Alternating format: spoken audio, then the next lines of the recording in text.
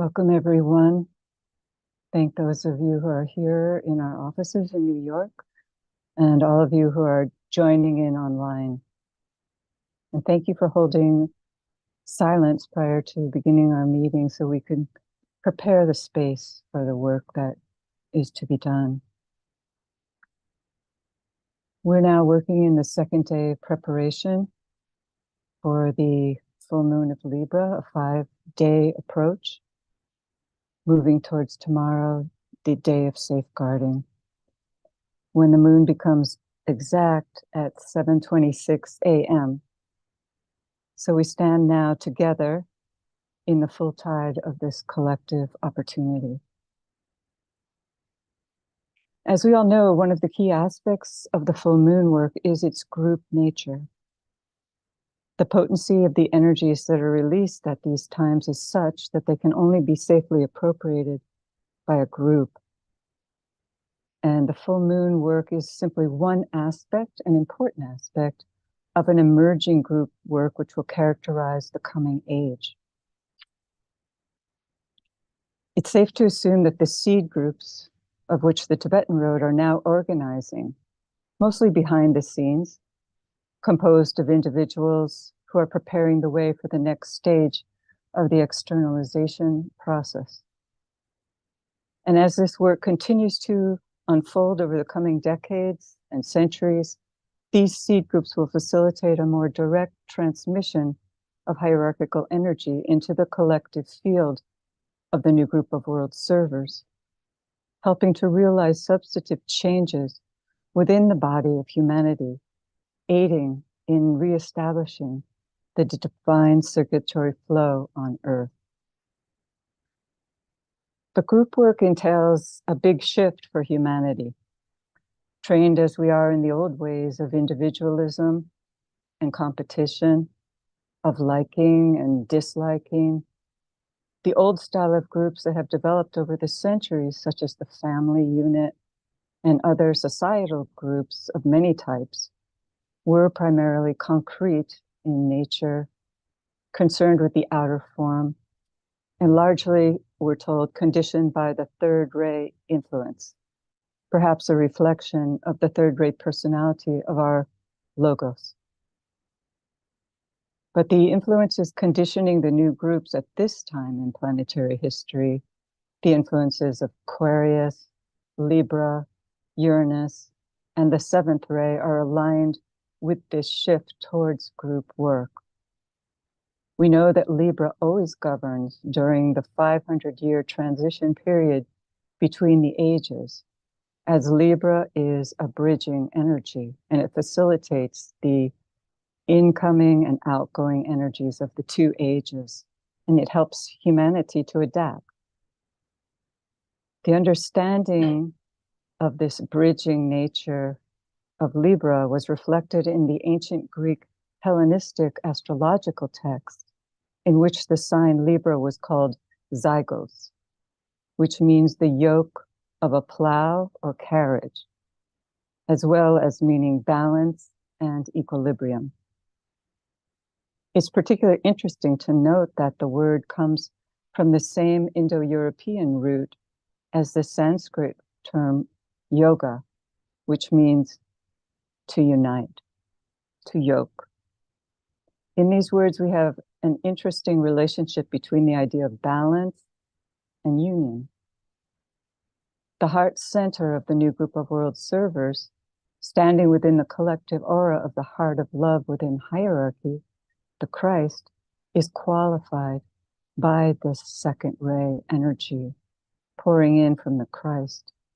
And it works primarily in the realm of causes. And out of the work of these seed groups, the coming mystery schools will emerge. And from these schools, the groups will flourish. The new incoming groups will work in varied ways, we're told, with telepathy, with the dissipation of glamour, with new forms of healing. And in the fields of religion and politics, they'll work to bring about healing and unity among the religions and the nations of the world. Other groups are developing along the lines of psychology using the tools of the seven rays, esoteric astrology, and adapting the techniques of Raja Yoga in order to integrate soul and personality. In the fields of finance and economics, groups are coming in that will foster the principle of sharing. And finally, we're told there is the group of creative workers, which are charged with the creation of those new forms which will serve to relate all the different groups one with the other. The Tibetan encouraged these small groups to persist in their efforts in developing right human relations. And they were asked to hold as their keynote, their key word, continuance, perhaps in recognition of the challenges that might confront these groups in anchoring during this difficult transition period. For all new and groundbreaking endeavors confront many challenges, as the energies informing them must precipitate through the veils of Maya, glamour, and illusion, creating the inevitable distortions in the original vision. But if the groups persist in their efforts, they can bear much fruit, allowing the seeds that they've planted to flower. And the Tibetan talked about these groups in a very poetic way, perhaps symbolic, but as all symbolism knows, we know it goes to the very heart of the understanding of what these groups are holding in potential. He said, through an eventual scattering of the seed, the groups would succeed finally in covering the earth with verdure, with that beautiful spring green that bursts forth each spring. The Tibetan wrote of the promise of these groups, stating, one small plant, which in its turn succeeds in producing a seed through rightful fruition, can thus reproduce itself in multiple order. He said, be not therefore unduly impressed by the smallness of the effort. A tiny seed is a potent force if duly tended, rightly nurtured, and ripened by the sun and water within the soil. Its potencies are unpredictable. Through our work together at these full moons and new moons, we are planting those seeds, and the intensity of the sun at this time, both objectively and subjectively, is pouring into our world at all times. And through its means, the seeds are sprouting. And it's our work to also help in the preparation of the soil. And that's one of the reasons Alice Bailey undertook the implementation of the Arcane School, to prepare the soil for the seeds. So now as we move into a moment of silence, let's hold these thoughts in mind as we link with all other groups gathering around the world for a brief visualization, followed by the sounding of the ancient mantra.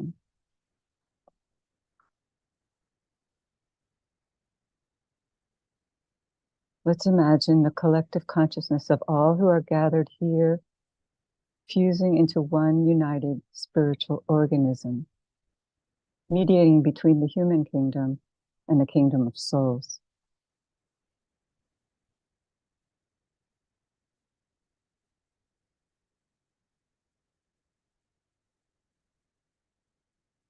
Now opening up before the group mind, visualize a square or oblong composed of a kaleidoscopic mass of inchoate colors, colors that are moving, pulsating, and in constant, indescribable confusion.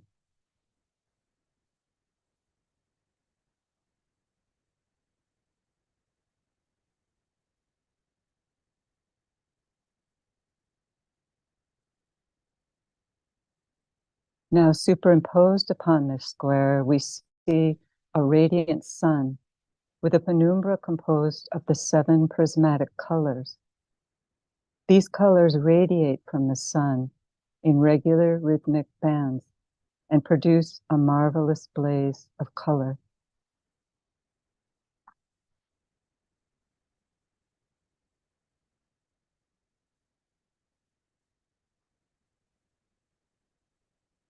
The background of the square appears to have its confusion of colors shown of a heavy, lurid kind and quality. The scheme of beauty emerging is translucent, delicate, and radiantly living in hue. The heavier background can be seen distinctly through the translucence.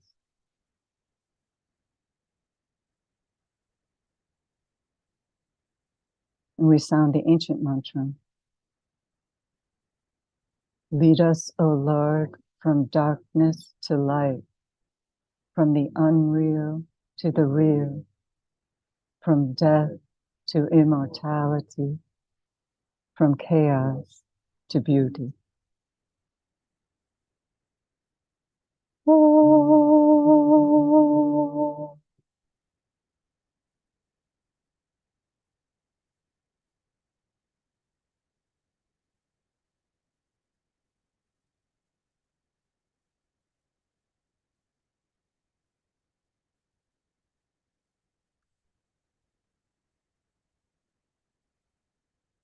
There's an additional etymology to the word Libra, which extends to include the idea of considering carefully, consulting, and literally to weigh well.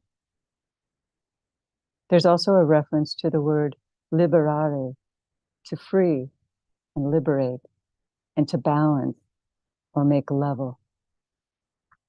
There's a strong link here with the Masonic tradition, a path where the group meets on the level and parts on the square, highlighting one of the needs for precision in the execution of this new group work, including our full moon work. Deliberation is a key aspect of contemporary life as the nations of the world grapple with adapting outdated societal structures in safe and effective ways in order to accommodate technological advances and societal changes. This is no easy task, but with the aid of those individuals coming forth along this seventh ray wave of energies, the way is being made clear for the implementation of the necessary changes in order to create more fluid and adaptable structures.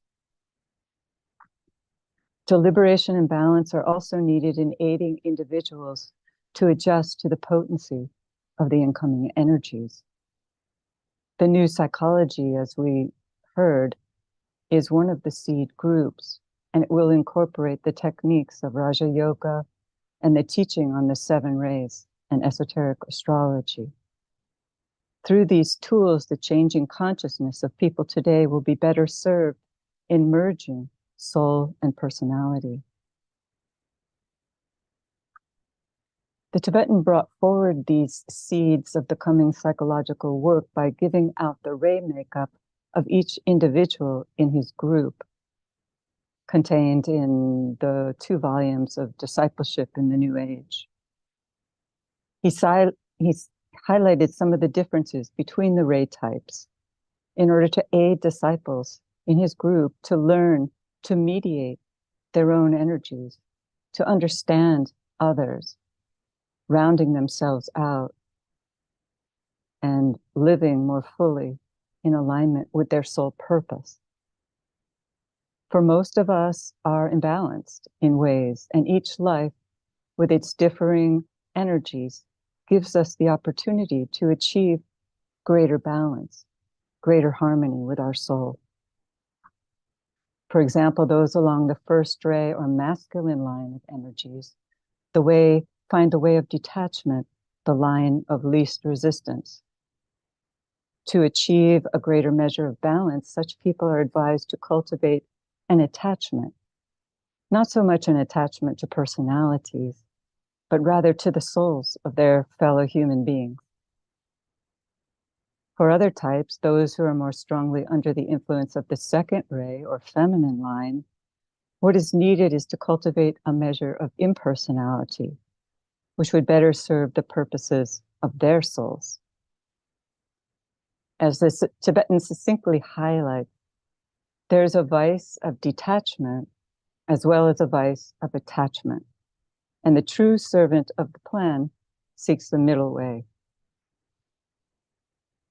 This challenge, and it is great, of establishing right balance amidst the complexities of human nature was embodied in a brief story which the Tibetans shared about an incident in the lives of the master KH and Moria.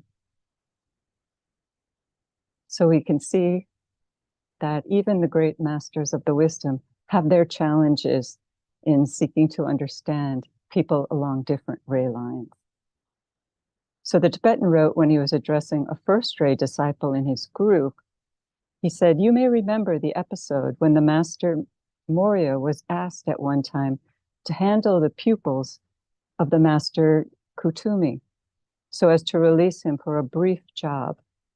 And he found himself unable to understand them or to do anything with them. He said, this lies in the natural isolation of the first ray type. Have this in mind." This episode was shared to the first ray disciple to enable him to break free from his particular line of least resistance. For each type has its ingrained glamours, lines of least resistance, which are in need of adjustment and which can be balanced by cultivating the opposite qualities.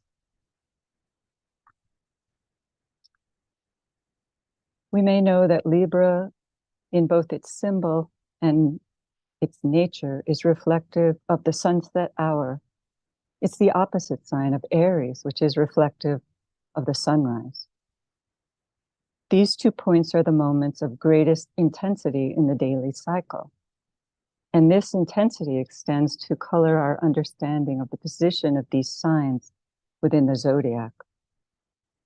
In these moments of sunrise and sunset, spirit meets matter as the sun sinks into the earth or rises from it, creating a burning conflagration which is preceded and succeeded by glorious displays of color.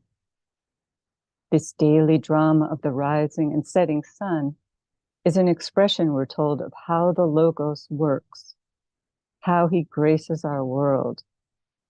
And these rising and setting points in our own individual lives, exemplified in our birth and death, the moments, exact moments of those crucial events, they're awesome in the life of the soul. From one angle, these points are reflected in an astrological chart as the rising sign and the opposite sign, the descendant, which are archetypally governed by the signs of Aries and Libra. The Libra or descendant point was considered by the ancient rishis of India as the house of death, for here the personality, spiritually speaking, drops from view and the soul emerges. Esoterically understood, these points can be interchangeable as the zodiacal opposites merge and blend. Death becomes birth, and birth becomes death from an esoteric angle. For that which is understood at birth, as birth at the level of the personality, can be viewed as death through the lens of the soul. For when the soul comes into the 3 worlds, it becomes ensnared within the samskaras of personality life, and its innate quality of union can be lost to view. But for those souls on the path of liberation, birth provides the opportunity to grow in understanding and to bring through soul qualities within the material world, thereby learning to serve in full measure. The opportunity to serve is the lifeblood of the soul. Death, on the other hand, is becoming increasingly understood as the true liberation, the true life. And the fear surrounding this event is coming to be understood as one of the greatest heresies perpetrated by the Black Lodge, and one that has held humanity enslaved. As one moves forward on the path of return, Libra moves from its normal association with indecision and becomes the preeminent sign of decision. And it is our decisions which determine the course of our actions and consequently of our lives. Training in the method of decision-making should be a central part of child rearing, both within the home and within the schools. Such guidance can prove instrumental in providing the rules of the road of life for children, enabling them to make their own decisions within the light of their own expanding consciousness. The capacity to decide rightly is a soul quality, and this makes Libra one of the signs that determines what's called esoterically the reversal of the wheel, that critical decision of the combined soul personality to once and for all throw the full weight of one's efforts into a determination to follow the path of return. This reversal is a long process, taking many lives. Many different signs are related to it, we're told, but the real point of determination, the final decision, is taken under the sign of Libra. And it's hopeful in these turbulent times to reflect on the path, on the fact that today humanity as a whole stands in the scales. And it is up to the new group of world servers to tip the balance towards the light. And I think this is happening. Through this decision-making process, which is undergone in Libra, the disciple, we're told, moves then onto a more narrow-edged path, and as a soul, eventually finds his way into Shambhala. This razor-edged path is found between the pairs of opposites. And in one of the visualizations given by the Tibetan, it's symbolized by two high mountain peaks with a tiny path flowing between, the path along which the disciple travels. He says one peak can be visualized as in the light and the other in the dark. And the disciple is tasked with holding fast to this middle way, not cleaving to the left or to the right, knowing that in this manner the soul way is followed, following the narrow razor-edge path. And just as this path leads directly to Shambhala, it is along this same path through the mountain peaks that the Buddha has journeyed each year to the Wesak Valley during the 8 minutes prior to the exact time of the Taurus full moon. Through this means, he brought a blessing to humanity. His teaching showed us how to follow this middle way to find ourselves into Shambhala. We follow in his footsteps and the footsteps of all the great ones who have carved out the way before us. So now we're going to go into our meditation work.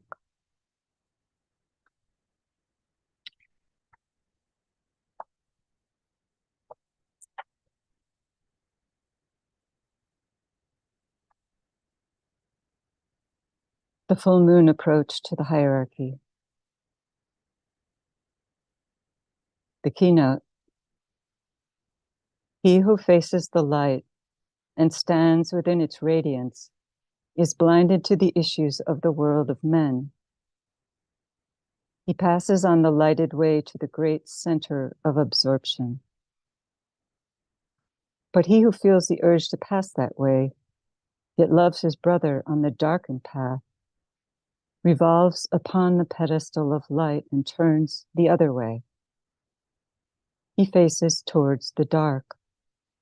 And then the 7 points of light within himself transmit the outward streaming light. And lo, the face of those upon the darkened way receives that light. For them, the way is not so dark. Behind the warriors, twixt the light and dark, blazes the light of hierarchy.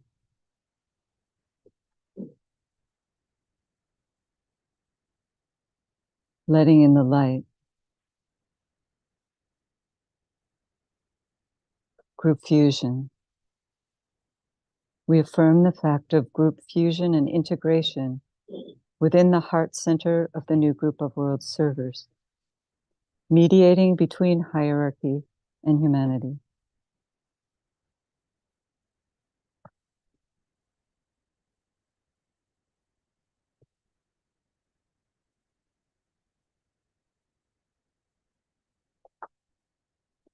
I am one with my group brothers, and all that I have is theirs.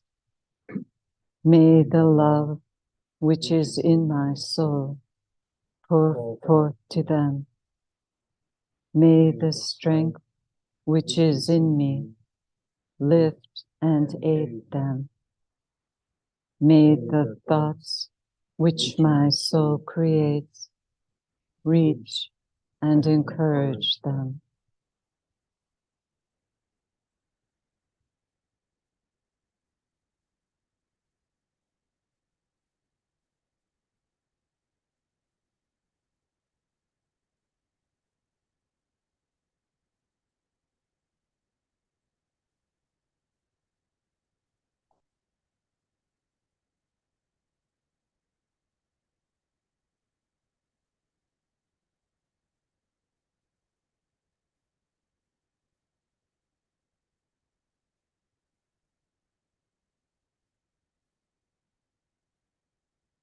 Alignment. Projected line of lighted energy towards the spiritual hierarchy, the planetary heart, the great ashram of Sanat Kumara, with the Christ standing as the heart of love at the center.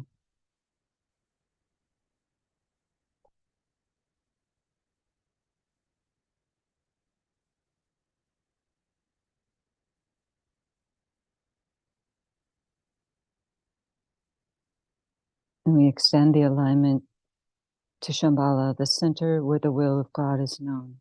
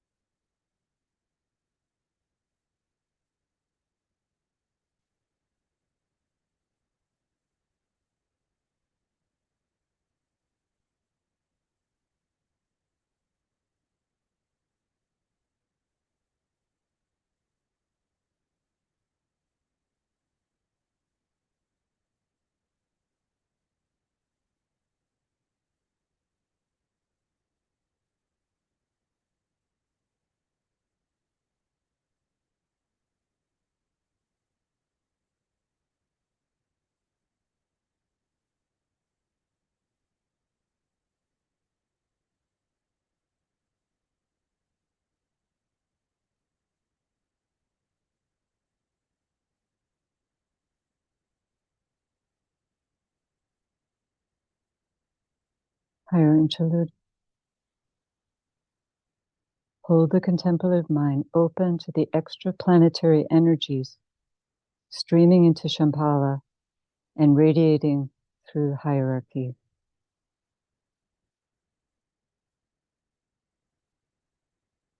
Endeavor to see the three planetary centers of Shambhala, hierarchy, and humanity coming into alignment and interplay.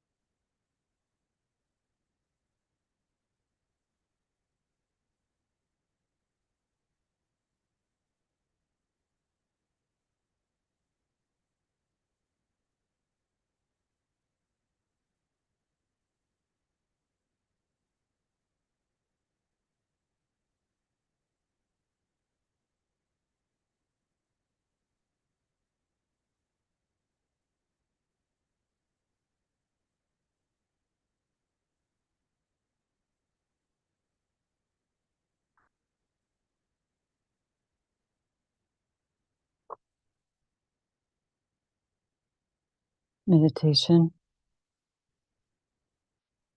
Reflect on this seed thought. I choose the way which leads between the two great lines of force.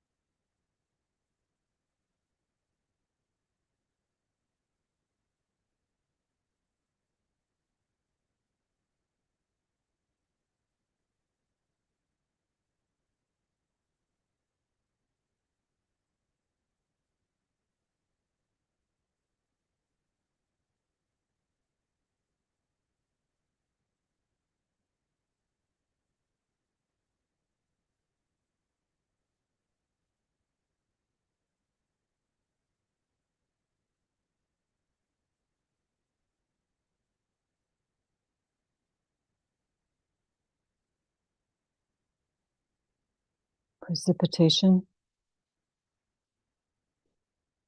Visualizing the energies of light, love, and the will to good pouring throughout the planet, becoming anchored on Earth in prepared physical plane centers through which the plan can manifest.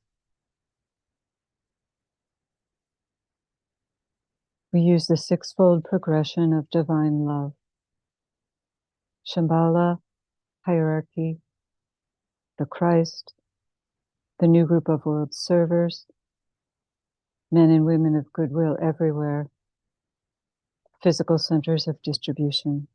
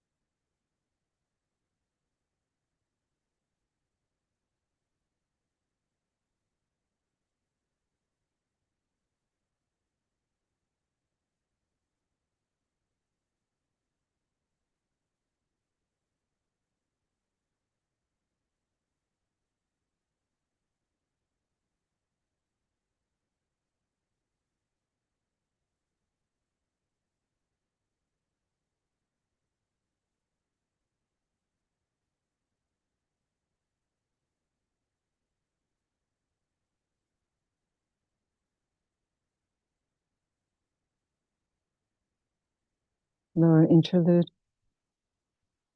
Refocus the consciousness as a group within the periphery of the great ashram and sound together the affirmation of love. In the center of all love, I stand. From that center, I, the soul, will outward move. From that center, I, the one who serves, will work. May the love of the divine self be shed abroad in my heart, through my group, and throughout the world.